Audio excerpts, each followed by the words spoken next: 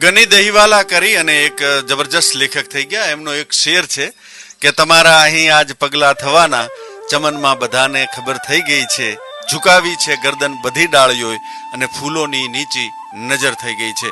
આજે મારી સાથે એક એવો જ મહેમાન છે અને ખૂબ ગર્વ થાય છે કે એક પશુપાલકના સંતાન તરીકે જ્યારે એ પ્રાથમિક શાળામાં આચાર્ય તરીકે કામ કરતા હોય. નામ છે ભગવાનભાઈ પટેલ અને પીએચડી સુધી ભણેલા છે, ડોક્ટર છે. એમને આવકારીએ બનાસ એફએમમાં. સ્વાગત છે ડોક્ટર ભગવાનભાઈ, કેમ છો? મજામાં?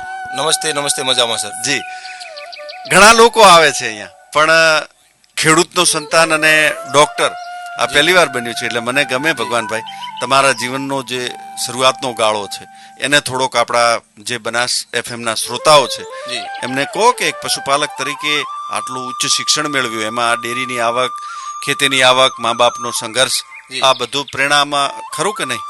100% સાહેબ. એક છેવાડાના ગામ સુધી, અને હું કહી શકું તો અમારા મેસપુરા ગામમાંથી કોલેજનું પહેલું વર્ષ મેં પાસ કરેલું. જી. તો એક પશુપાલક તરીકે અને એ સમયની હાડમારી હતી, એ સમયમાંથી આટલા સુધીનું શિક્ષણ મેળવવું, એમાં ખેતી સાથે સાથે ડેરીનો પણ બહુ મોટો સહયોગ છે. જી. અને ડેરીમાં ખાસ કરીને આપણા શંકરભાઈ સાહેબ, ચૌધરી સાહેબ, હું કહી શકું કે સૌના શંકરભાઈ. જી. તો સાહેબ એમાં જે સાહેબે ડેરીને ઉચ્ચ સ્તર સુધી પહોંચાડી છે, એ ખરેખર આપણા સૌના માટે પ્રેરણાદાયક અને અકલ્પનીય છે. જી. પણ આની સાથે સાથે સાહેબ મને ડેરીનું તો ચોક્કસ છે જ સાહેબ, પણ સાહેબ સાથેનો એક સાહેબ 2015નો એક મને અનુભવ શેર કરવાનું મન થાય છે. જી. સાહેબ સાથેના ઘણા સ્મરણો છે, પણ એ પ્રેરક સાહેબ એટલા માટે છે કે 2015માં સાહેબ આચાર્ય તરીકે હું સુઈગામ તાલુકાની ઝુરાવરગઢ પ્રાથમિક શાળામાં નોકરી કરતો હતો. જી. તો ત્યારે સાહેબ પૂર હતું, જોરદાર પૂર આવ્યું હતું અને ચોમાસું હતું, એટલે મને થોડી તાવ જેવી વીકનેસની અસર હતી. તો વિચાર્યું કે આજે કંઈ શાળામાં જવું નથી. પણ આ રીતે સાહેબ જે સમાચારો ચાલતા ચાલતા મેં જાણ્યું કે આપણા ત્યારે સાહેબ ધારાસભ્ય તરીકે હતા, આપણા ધારાસભ્ય શંકરભાઈ ચૌધરી સાહેબ અને કલેક્ટર સાહેબ શ્રી પાણીમાં જ્યાં નથી જવાતું ત્યાં ટ્રેક્ટર લઈને જઈ રહ્યા છે કે છાતીસમાં કે કમરસમાં પાણીમાં સાહેબ પોતે બચાવની કામગીરી કરી રહ્યા છે. વાહ. તો સાહેબ એનાથી એ સાહેબે કામગીરી સાહેબે કરી, એનાથી 100% 10 ગણી કામગીરી સારી થઈ જશે કે તંત્ર કરો કે એના કરતા એક પોતે ધારાસભ્ય જોડાણ્યા, તો 100% પણ એના કરતા સાહેબ હું વધારે મહત્વની, એ વધારે પ્રેરણાદાયી એ માનું છું.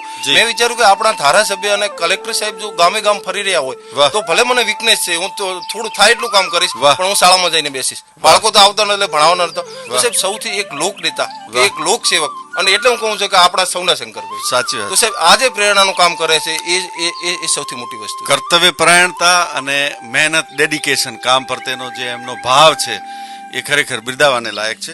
ડોક્ટર ભગવાનભાઈ મારી સાથે છે. આપ Banas community radio Doodhvani 90.4 FM સાંભળી રહ્યા છો. હું છું શણીદાન ગઢવી. એક પશુપાલકના સંતાન તરીકે આપે આ બનાસ ડેરીનો વિશાળ પ્લાન્ટ અહીંયા જોયો સણાદરના આંગણે. આ કોને શું છે કે જિલ્લાની અંદર એક બીજો પ્લાન્ટ પણ જો કાર્યરત થઈ જાય ને તો ભવિષ્યની અંદર જે પશુપાલનનો વ્યવસાય છે એ વધશે અને મિલ્ક હોલિડે રાખવો નહીં પડે. અહીંયા બીજા પણ પ્લાન્ટો કાર્યરત કર્યા છે. આ વિઝનને લઈ અને આપ શું કહેશો ડોક્ટર ભગવાનભાઈ સાહેબ?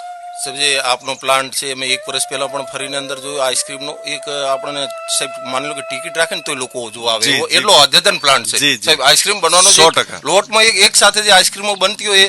અને ગઈ વખતે પણ સાહેબ અમે આવા ટાઈમે જ ઉનાળામાં આવ્યા હતા, જ્યાં અત્યારે 45 ડિગ્રી 44 ડિગ્રી તાપમાન છે, અને આપનો જે બટાકા વેફર્સનું ફ્રેન્ચ ફ્રાય, અત્યારે લોકોને કહેતા એમ કે અમે ફ્રેન્ચ ફ્રાય ખાતા, લોકો વટ સાથે કહેતા.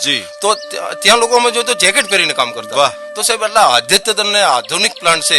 અને આના થકી એક સાહેબનું જે વિઝન મૂક્યું છે કે એક ખાલી એટલું જ નહીં કે અમે દૂધ ભરાવતા પગાર આવ્યો એટલું જ નહીં, પણ આની સાથે સાથે સાહેબે જે આ ઊભું કર્યું છે કે માની લો કે બટાકાનું કર્યું છે, સાહેબે સીએનજી માટે કર્યું છે, સાહેબે જે મોરિયામાં મેડિકલ કોલેજ લાયા છે, કે સાહેબે જે અહીં સૈનિક સ્કૂલ છે.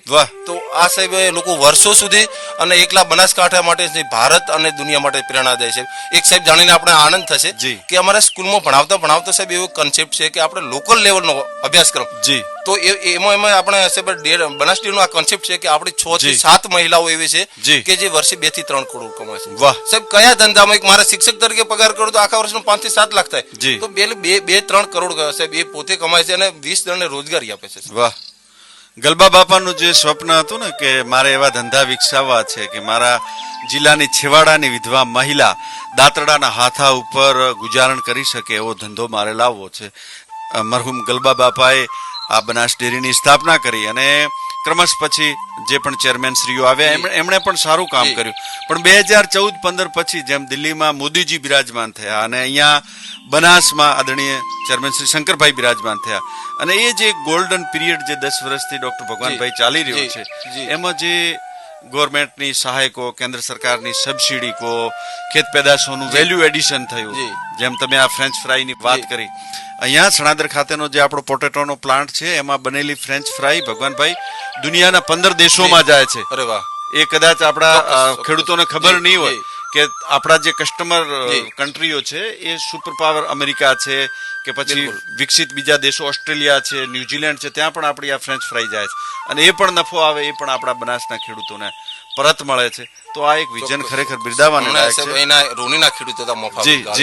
એમણે મેં બટાકા વિશે એમના વિશે જાણતો હતો તો મને કે સાહેબ જે મેં ડેરીના બટાકા વાય ને બીજા વાય ને એમાં ઘણો ફેર. તો મેં કીધું કે ડેરીના બટાકા વાય ને એમાં કે બિલકુલ જે એમને રોગ આવે, ફૂગ આવે કે બિલકુલ ઓછા આવ્યા. તો સાહેબ એ મહત્વનું કામ આ છે. અને ફરી સાહેબ મારે કેવું છે, હું અંદર આજે બોલું એ દિલ થી બોલું છું કે સાહેબ શ્રી કરી રહ્યા છે એક જિલ્લા માટે કે ગુજરાત માટે નહીં, પણ આજે મોડેલ બનાસ ડેરીનું જે મોડેલ સહકારનું મોડેલ છે સાહેબ આખી દુનિયા માટે સાહેબ હું બહુ સભાનતા સાથે અને મારા આટલા અનુભવના સાથે કહું છું કે જે આ જે મોડેલ છે વિકાસનું મોડેલ છે એ સાહેબ આખી દુનિયા માટે એક પ્રેરણારૂપ છે અને આનાથી મોટું પુણ્યનું કાર્ય કોઈ હોઈ જ ના શકે. સાચી વાત છે.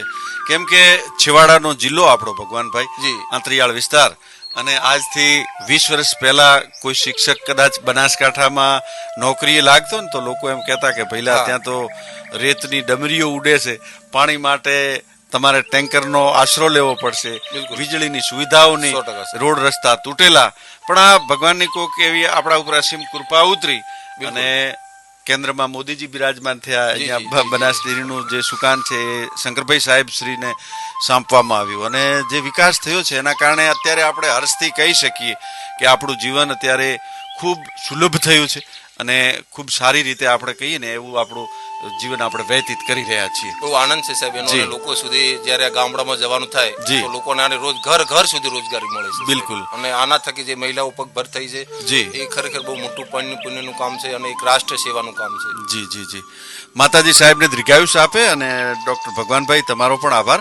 હવે અહીંયા એક જતા જતા તમારા પાસેથી એ પણ જાણવું છે, અભિવ્યક્તિ કરવાની આઝાદી છે દેશમાં, પણ એમાં પણ ખેડૂતનો છોકરો આવી અને પોતાની વાત કરે, સુખ દુઃખની અંદર કઈ રીતે એને જીવન વ્યતીત કર્યું છે, તડકો છાંયડો, કેટલી મુશ્કેલીઓ પડી છે ભગવાનભાઈ, કેટલા વી હો થયું છે ને આપણે ખેડૂતના છોકરા છીએ, આપણને ખબર છે.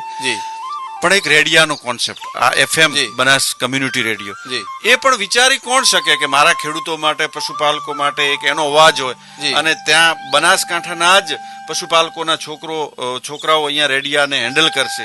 આ પણ એક કોન્સેપ્ટ અદ્ભુત છે. અદ્ભુત કોન્સેપ્ટ સાહેબ. જે ડેરી સાંજે ડેરી સાહેબ એવું સ્થળ છે કે ગામના દરેક લોકો સવાર 2 ટાઈમ ત્યાં ડેરી એક એવું સ્થળ છે ત્યાં 2 ટાઈમ મળે. અને જયારે અહીંથી પ્રસારણ થતું હતું કે જે અહીં આપણો પ્રોગ્રામ છે, બરણીબાઈ નો પ્રોગ્રામ છે કે બીજી જે પ્રેરક વાત સાહેબ શ્રીની વાતો છે, તો આ પણ એક સાહેબ મોટી વસ્તુ છે. આનો લાભ લોકો સુધી પહોંચે છે. અને બીજું એ કે સાહેબ રેડિયો નાના હતા ત્યારે બીજું કોઈ માધ્યમથી તો રેડિયો સાંભળીને ખુશ થતા, તો અત્યારે એક આ રેડિયામાં ત્યાંથી પ્રસારણ કરવું એ સાહેબ આના મને એવું લાગે કે આનાથી મોટી ગૌરવની વાત કે બીજી કોઈ હોઈ ના શકે. સાચી વાત છે. તો ખૂબ આભાર આપનો ડોક્ટર ભગવાનભાઈ, આપ અહીંયા આવ્યા અને અમારી સાથે વાતો કરી. મળતા રહીશું. આભાર સાહેબ. મળતા અમને આપની મુલાકાત બહુ ગમી અને નેક્સ્ટ ટાઈમ પણ અમારે કોઈ વિષય ઉપર અમને અવસર આપશો તો ગમશે. જરૂર. આ તમારો જ અવાજ છે, બૃહદ બનાસના ખેડૂતો અને પશુપાલકોનો અવાજ છે.